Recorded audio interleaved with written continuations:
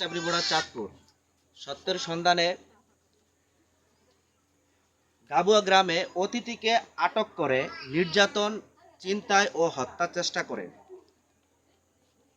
জেনাকে হত্যার চেষ্টা করে তিনি নাম হচ্ছে মোহাম্মদ রবিউল, গ্রাম মাঝিগাছা, কচুয়া, চাঁদপুর। আমরা ওনার সাক্ষাৎ নিতে আসছি, আপনারা আমাদের সঙ্গেই থাকুন। আমার নাম মোহাম্মদ রবিউল, ঠিক আছে। গ্রাম হলো মাঝিগাছা, জেলা চাঁদপুর, কচুয়া, থানা কচুয়া। থানা কচুয়া, জেলা চাঁদপুর। ঠিক আছে। আমার বন্ধু হলো রাশেদ, আমাকে দাওয়াত দিয়ে লিয়ে গেছিল। বাড়ি কোথায় রাশেদের? রাশেদের বাড়ি লইয়া লেকোডা গাবুয়া। গাবুয়া।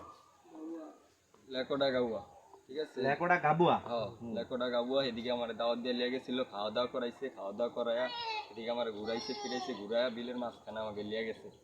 লিয়া এদিকে আমার টাকা ছিল 50,000, আমার থেকে টাকাটি লিছে, মোবাইল টোবাইল লিছে। লিয়া মনে করেন আমার হুমকি দিছে, কত 2 লাখ টাকা যদি আমার না দেস তোরা মাইরা ফেলবো। ঠিক আছে। আমি অগর থেকে মনে করেন এদিকে ঢাকা দিয়ে বাঁচানোর লেগা লোড দিছি। লোড দেওয়ার পরেই আমারে ওই মালিক পাটরে আইয়া আমারে আড্ডা বেরো দিছি।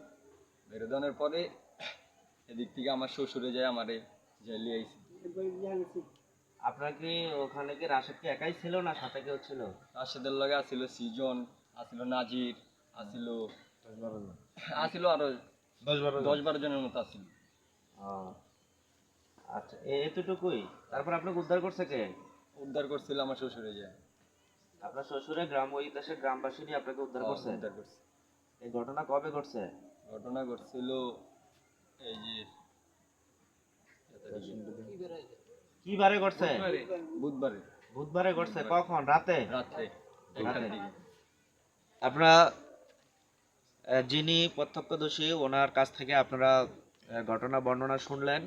এ হচ্ছে মানবতার যে প্রধান উৎস, তা তো দেখতেই পাচ্ছেন। বন্ধুকে দাওয়াত দিয়ে বন্ধুর বাড়িতে যাবে, এটাই স্বাভাবিক। বন্ধুর বাড়িতে যাওয়ার পর আমরা যা জানতে পারলাম, তাকে মেহমান অতিথি হিসাবে আপ্যায়ন করছে। করার পরে ষড়যন্ত্রমূলক তাকে বিলের মাঝে 4-5 জন মিলে নিয়ে তাকে নির্যাতন করে এবং অত্যাচার করেন। করার পর তার কাছ থেকে নগদ 50,000 টাকা এবং তার কাছ থেকে মোবাইল তারা ছিনতাই করেন। করার পর তার কাছ থেকে আরো 2 লক্ষ টাকা দাবি করেন এবং অস্ত্র তাকে তাক করেন। এই গ্রামীয় অস্ত্র, যেটা আমরা গ্রামে ব্যবহার করে থাকি, এরকম অস্ত্র তাকে দেখিয়ে তাকে বলা হয় 2 লক্ষ টাকা আরো চাঁদা দাবি করেন। যদি ওটা না দেওয়া হয় তাকে মেরে খালে ফেলে দেওয়ার জন্য তাকে হুমকি দেন। তখন এলাকাবাসীকে নিয়ে তার শ্বশুর বাড়ি হচ্ছে কালিকাপুর গ্রামে, মতলব দক্ষিণ থানাধীন। তার শ্বশুর বাড়ি, এখান থেকে তার শ্বশুর গিয়ে তাকে উদ্ধার করেন। সম্মানিত দর্শক, আপডেট খবর পেতে আমাদের সঙ্গে থাকুন।